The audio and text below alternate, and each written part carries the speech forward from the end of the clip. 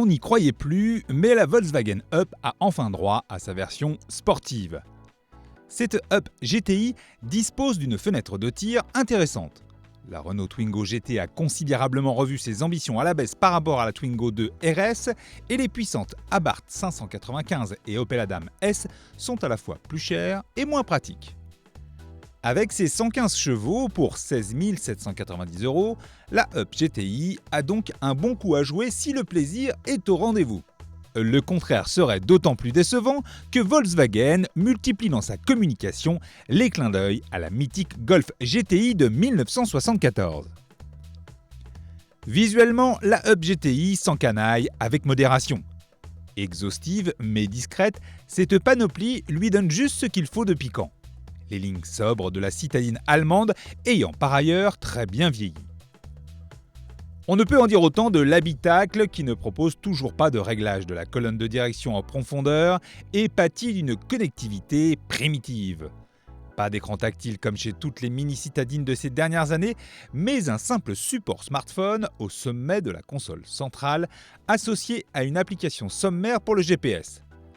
On se console comme on peut avec la sellerie à tartan et le volant cuir à méplat et sur piqûre rouge. Volant en main, la Up donne rapidement le sourire.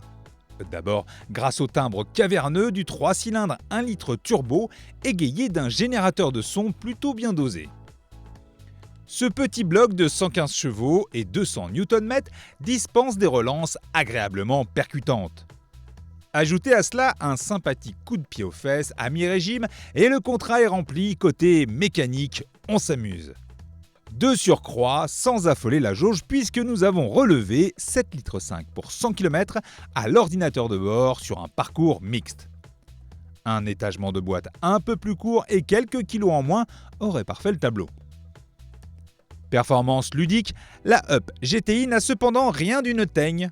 Ce caractère facile à vivre se confirme sur le plan dynamique avec des mouvements de caisse bien contrôlés sans sacrifier aucunement le confort et une agilité réjouissante même si les commandes ne sont pas très typées. Au moins, dans la vraie vie, la Up GTI saura parfaitement jouer les petites polyvalentes grâce à ses performances, son confort et son sens pratique.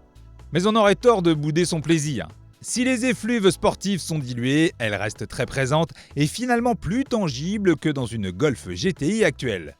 2 fois plus chère et plus puissante.